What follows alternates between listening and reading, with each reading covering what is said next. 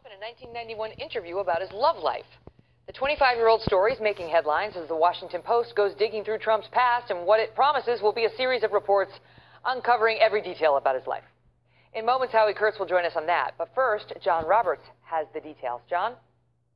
Well, Megan, back in 1991, People magazine writer Sue Carswell was looking for the scoop on Donald Trump leaving then-girlfriend Marla Maples for model Carla Bruni. When Carswell called Trump's headquarters, she was told that Trump wasn't available. A short time later, she received a call from a fellow who identified himself as John Miller that sounded an awful lot like Donald Trump. What kind of comment is coming from, your agency or from Donald? Well, it's just that he really decided that he wasn't, he didn't want to make the commitment. He didn't want to make a commitment. He really thought it was too soon. He's coming out of a, marriage that, and he's starting to do tremendously well financially. He's somebody that has a lot of options, and frankly, he gets called by everybody. He gets called by everybody in the book in terms of women. And like who? Well, he gets called by a lot of people. You can't say did Madonna ever really call? He was so set up with that. Madonna called, and what happened? I mean, I don't know if you want to listen to this. It really does sound like Trump. What is your position? Well, I'm sort of handling PR because he gets so much of it. The voice is 25 years younger than today, but the New York accent, cadence of speech, and inflection on certain words does sound an awful lot like Trump. In fact, according to articles Carswell wrote at the time, gossip columnist Cindy Adams and Marla Maples herself identified the caller as Trump. Despite those historical assertions, which Trump must have known about, as Carswell says, he described it as a joke gone awry. He emphatically denied it was him in an interview this morning. No, I don't think it, I don't know anything about it. You're telling me about it for the first time, and it doesn't sound like my voice at all. I have many, many people that are trying to imitate my voice, and you can imagine that. And this sounds like one of the scams, one of the many scams. Doesn't sound like me. It may be that Maples misidentified Trump 25 years ago, though given the fallout from the call, which ended their relationship, Maples, at that time, seemed to be on pretty solid ground. Megan? OMG, OMG, OMG. Whoever John Miller may be, we know one thing for sure. The reporter in that 1991 audio tape is right here with me. Joining me now, Sue Carswell. She worked for People back when that tape was recorded, and now she's a research reporter for Vanity Fair. Sue, great to see you. Nice to see you, Megan. What the hell? What the hell, I'm a hometown girl. So you believe it was Trump? He faked it. He faked being a PR person. Well, he apologized afterwards and said he was sorry. So he admitted to you? Yes. I mean, in another phone call, but not obviously during the conversation. Did you say, why did you do that? Yeah, I mean, and he had no explanation. He just moves conversations along. So you call up Marla Maples and say, is this Trump? Was this Trump? He says he was John Miller. Well, I was trying to be a little bit more delicate. What happened when you did that? She cried. Because he was saying I didn't want to give her a commitment. Yeah, he talked about, Madonna being after him and Kim Basinger and just everyone calling. Carla, who didn't call? What did you, and then he took you out after this? Yes. As a form of apology? Yes, with Marla. For fooling you? With Marla and another editor from People magazine. So, okay, so that happened, and then when you heard him to deny it, because he's still denying it this morning on the Today Show, what was your reaction? Well, I think he should come clean and apologize to me now. Because now it's suggesting that you misled us. Yeah, that I'm lying. I'm not lying. His denial was, that doesn't sound like me. It's interesting, because if somebody called me up and said, did you call and pretend to be your own PR person, I would say, no, I never did. I have never done something like that, ever. I wouldn't say that doesn't sound like me. Right. So you don't believe him. Were you surprised to see him misleading?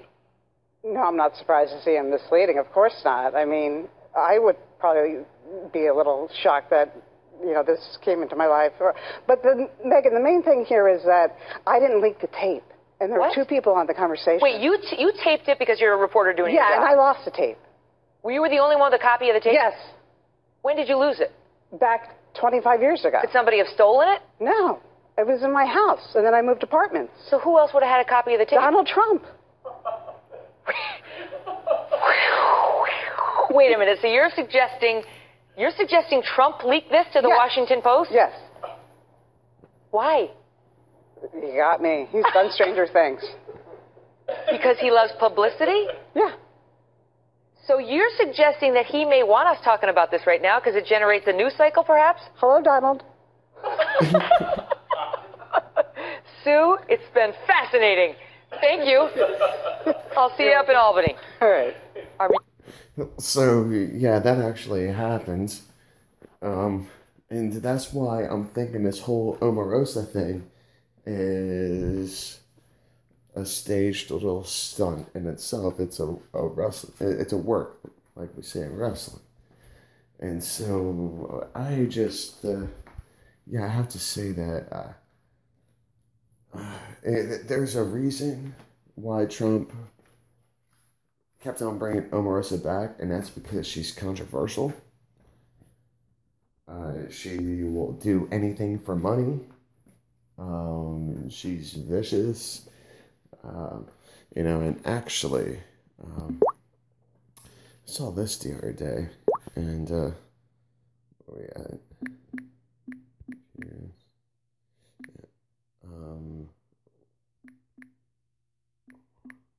It's not Lears. Rosa, I think. Yeah, watch this. This is Dr. Gunter Zula.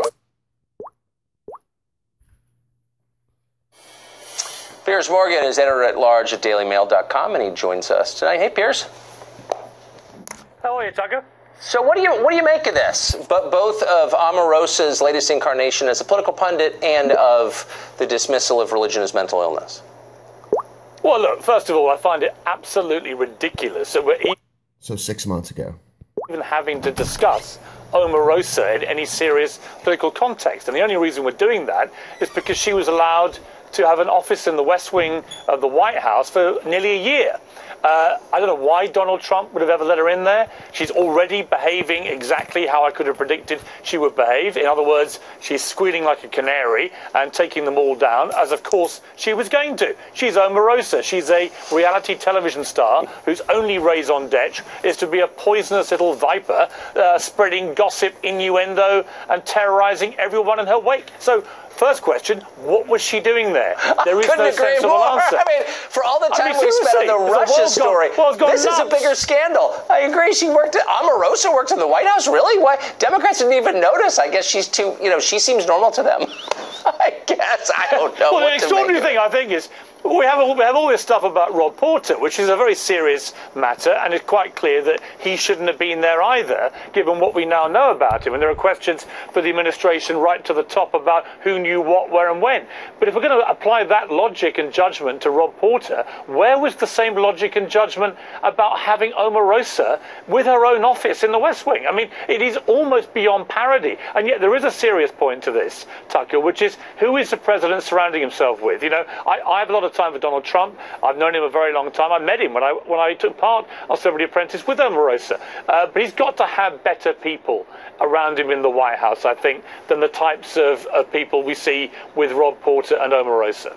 Yeah, I mean, I think Omarosa's probably in her own category. I can say, having been over there a few times, that it's not chock full of Omarosas, but she did work there. She became famous for being horrible. I don't think it's an overstatement. You worked with her on The Apprentice. What's she like? She's absolutely appalling. I mean, literally one of the worst human beings I've ever encountered in my life. And I've encountered a lot of bad people. She has no saving grace. She was vicious, conniving, scheming, plotting, treacherous. Her first gambit to me, day one, first challenge, she sidles up to me. I've never even met this woman. And she says to me, "Hey, Piers, we should have a showmance." I said, "What's a showmance?" She went, she said, "On The Apprentice, everyone has sex together. So you and I could do that, and then we could sell it and make loads of money." I said, are you completely deluded? What?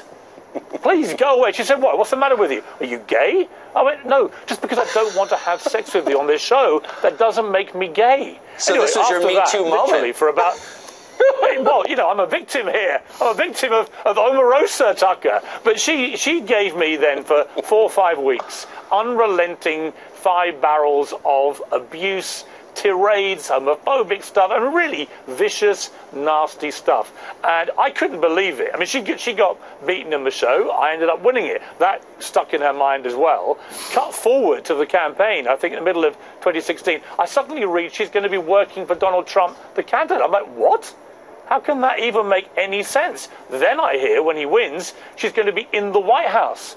Now, again, I have a lot of respect for Donald Trump, but I'm afraid with Omarosa, this made no sense at the time. It makes no sense now she's left. She apparently achieved absolutely nothing in her time in the White House other than disrupting everybody. And you can just bet your life she was there listening, plotting, scheming, probably tape recording. We're now going to have... Pierce called it out. This was 6 months ago. Celebrity Big Brother and all the stuff will come out of that. Then we're going to have the book, then the docuseries, and then the Lifetime... She's got the book. ...movie, Tucker, at which point you and I are going to have to leave the country because it is so ridiculously absurd.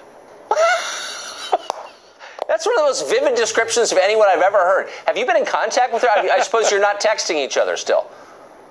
You know what? We have not stayed in touch. I did bump into her once at a WWE wrestling event, and it's funny, the nausea I felt in the exact moment. And isn't it funny, he makes the wrestling, plays, and I make the wrestling reference. It's, I believe in coincidences. That she made that proposition to me, all came flooding back, and I literally had to run to the restroom and regurgitate exactly what I had done all those years before. She is beyond any reproach. She's a professional agitator of epic proportions and probably the least trustworthy human being ever conceived on God's earth. And for her now to be laying into Mike Pence about religion when religion has somehow created this monster is beyond any sense of realism you could ever wish to have. What a life you lead. Running into Omarosa at WWE is so fantastic. Piers Morgan, come back anytime. Great to see you. Also, I believe Fox just bought, or just signed a deal with WWE. And so I think that's also why, just kind of, Tucker was so willing to plug it there. But, you see, like, how these, little events, and let's see, I'm sorry, I got to go like this. Why don't you?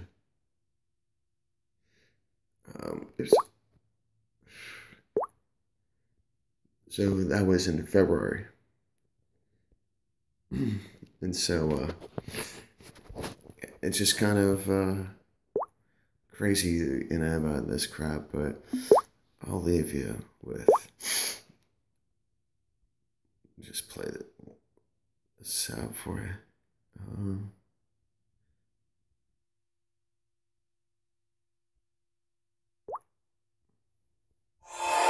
Despite its impressive length, it's a nimble navigator, and some can be highly venomous. All I'm doing is telling the truth. Just like the tarantula it's killing, the centipede has two curved, hollow fangs, which inject paralyzing venom. This centipede is a predator.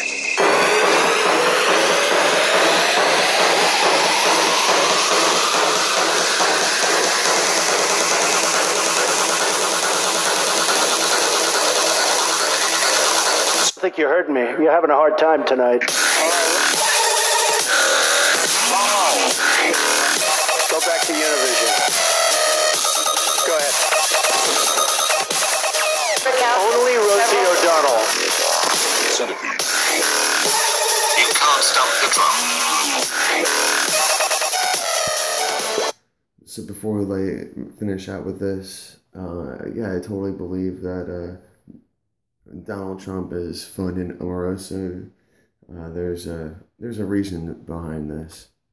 There's a big reason behind this, and the reason is it's controlled distraction. It's a controlled distraction, and there's other things. To check out QAnon.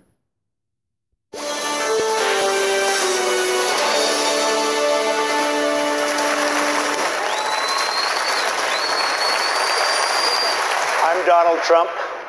I wrote The Art of the Deal. I say not in a braggadocious way. I've made billions and billions of dollars dealing with people all over the world, and I want to put whatever that talent is to work for this country. So we have great trade deals. We make our country rich again. We make it great again.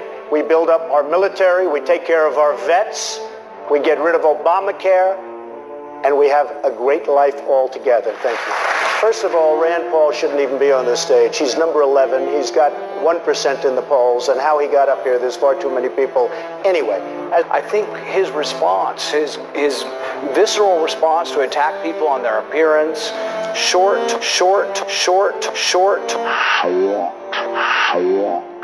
I said, Rand, I've had you up to here. I've had you. I never attacked him on his look, and believe me, there's plenty of subject matter right there. Holy shit. Rand Paul just got blown the fuck out. The manlet will never recover from this epic stumping. Oy vey.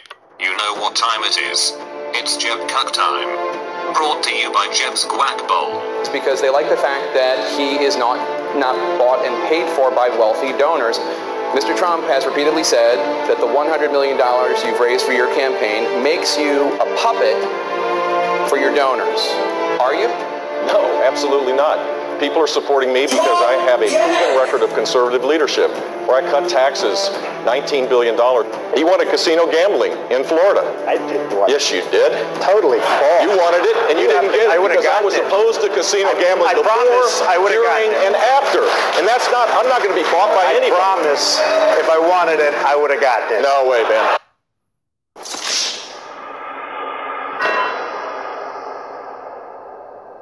Talk shows, you got Hillary Clinton to go to your wedding. That's because true. You gave her That's money. True. Maybe it works for Hillary Clinton. Excuse it doesn't me, work Jeff, for anybody on this stage. I was a businessman. I got along with Clinton. I got along with everybody. That was my job, to get along with people. But the simple fact is... Excuse me, 1 second. No. I didn't want to... Jeff, tactical nuke incoming!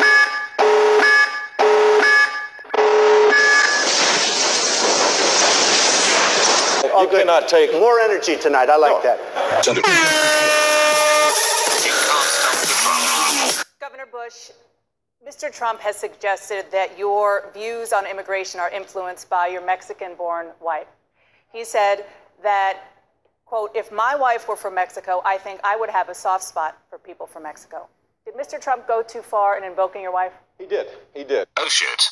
Jeb is pissed. Can he stump the Trump? You're proud of your family, just as I am. Correct. To subject my wife into the middle of a raucous political conversation was completely inappropriate, and I hope you apologize for that, Donald. Well, I have to tell you, I hear phenomenal things. I hear your wife is a lovely woman. She is. I She's don't fantastic. know her. This attempted stumping is not going well for Senior Jeb. And this She is is a total absolutely the love of my life, and she's right here, and why don't you apologize for her? No, I won't right do that now. because I said nothing wrong. Blown the fuck out. Go ahead. Okay, so maybe I'm wrong. Holy shit. A wild chill has appeared. Will she finally be the one to stump the Trump? Maybe you can prove me wrong, but I don't think that you're a friend to woman. What if friend to woman? Friend to woman. All right, so let me give you that answer right now. I respect women incredibly. Daughter named Ivanka and a wife named Melania who constantly want me to talk about women's health issues because they know how I feel about it and they know how I feel about women. I respect women. I love women. I cherish women. You know, Hillary Clinton said he shouldn't cherish. Well, I said, I do cherish. I cherish women. My mother was one of the great people of the world, maybe the greatest ever, my mother. Is it on? Okay. I want to get paid the same as a man, and I think you understand that. So, if you become president, will a woman make the same as a man, and do I get to choose what I do with my body? That's it. It's all over now. Surely the Trump has finally been stumped.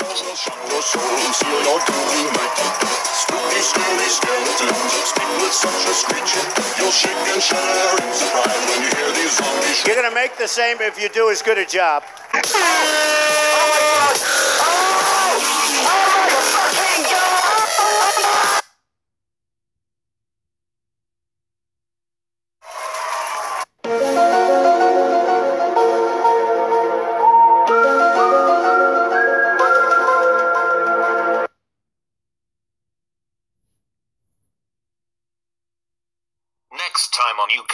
the Trump.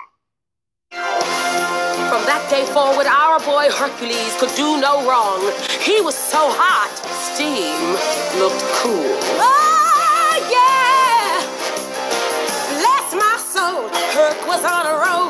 Person of the week in every Greek opinion poll. What a pro! Herc could stop a show. Boy, no matter monster, and you're talking SRO. He was a no one, a zero. Go back to now the he's a huncho. He's a hero. He was a kid with his act out back. Zero the hero, you know time flat. Zero the hero, just like that. You can't stump the Trump, the musical. Coming soon, you weeboo degenerates. Take care, everybody, and be safe, be kind, stay strong, and just realize that part of the reason why Trump does what he does is because he knows how to do it. And, well, to a point, he puts himself around good people, and he plays his opposition, and that's the thing, is that there's not a strong enough contender to go against him. And because everyone's arguments are, well, they're funded by other interests. No one's real, and it's going to take someone real to actually beat Trump. I love you all. Be safe. Be kind of stay strong. I say that, but it never hurts.